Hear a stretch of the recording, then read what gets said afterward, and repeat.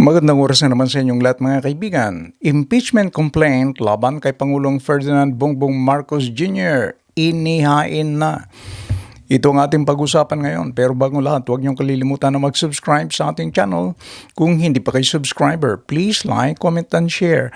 Pakiclick na rin ang notification bell para hindi niyo makaligtan ng ating mga bagong video. Balik sa ating usapan. Inihain na ang impeachment complaint laban kay President Bongbong Marcos Jr.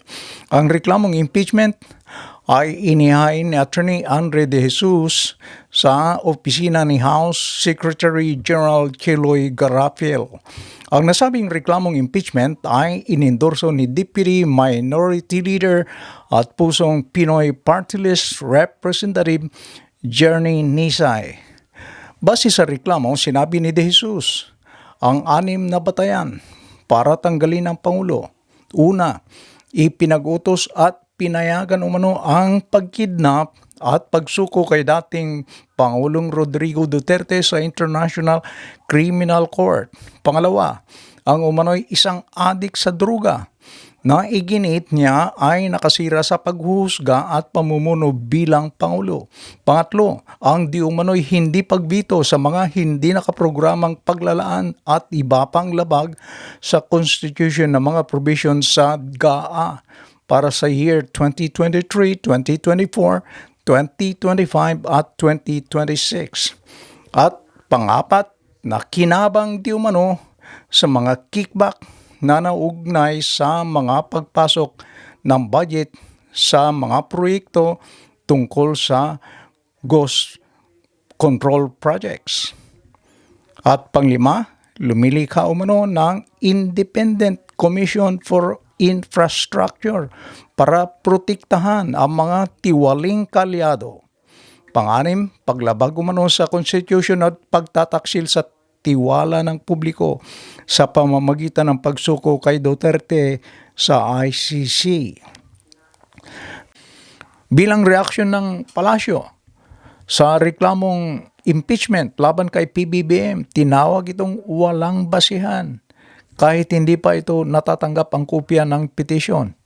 Sabi ni Undersecretary Claire Castro tungkol sa mga puwersang pampolitika sa likod ng reklamo at sinabing ang party list group na nag-endorso daw sa petisyon ay kabilang sa mga 8 kontratista na binanggit ng Independent Commission for Infrastructure.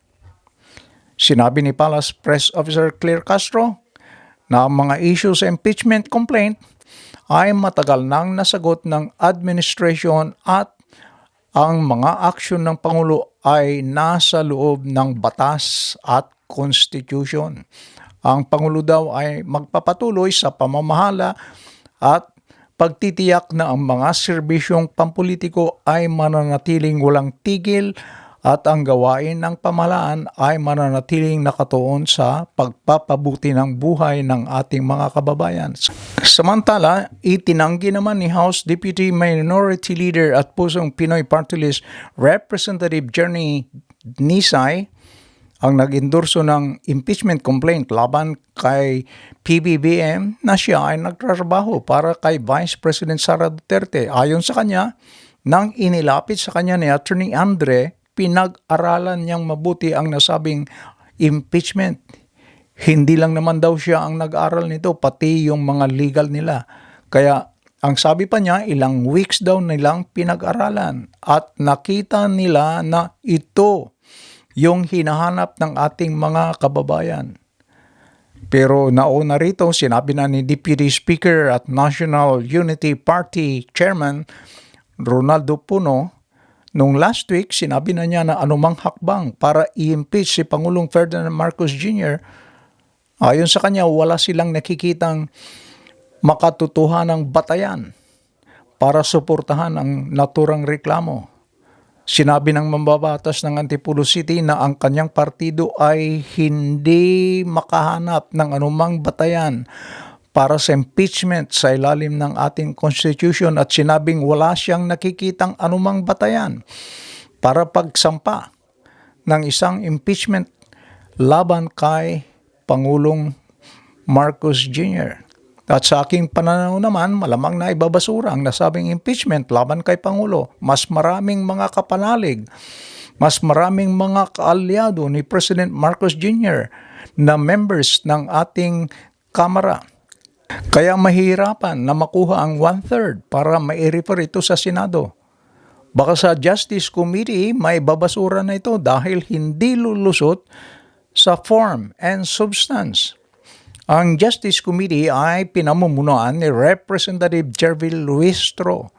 Although may mga kababayan natin na nagpahayag ng kagalakan at suporta sa inihain na reklamong impeachment, sinabi nila na sana ma-impeach si PBBM dahil sa mga aligasyon ng korupsyon sa mga flood control projects at ang pagpayag sa pag-aresto kay dating Pangulong Rodrigo Duterte ng International Criminal Court noong March 2025.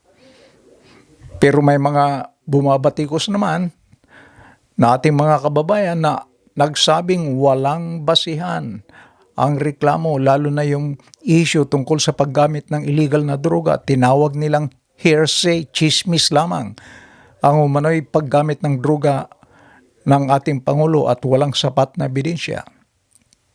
Pero sa aking pananaw, ako'y naniniwala ang impeachment complaint ay dead on arrival. Hindi uusad ang reklamo dahil kontrolado ng mga kalyado ng Pangulo ang House of Representatives. Sa aking palagay, hindi makukuha ang 1/3 votes para i-refer ito sa Senado. Isa pa, ako'y nagtataka dahil ang naghain ng impeachment complaint ay si Attorney Andre De Jesus. Si Attorney De Jesus ang siyang abogadong nagtanggol kay First Lady Lisa Marcos noong November 2024 nang ang First Lady ay nagsampa ng disbarment case laban kay Attorney Glenn Chong sa paninira sa unang ginang. Kaya ang aking tanong, bakit siya? Nasa panig ni First Lady noon, ngayon, siya ang complainant sa impeachment laban kay PBBM? Bakit? Anyway, kung meron kayong opinion sa ating tinalakay, please leave your comment below. Maraming salamat sa inyong panonood and please don't forget to like and subscribe. Bye-bye!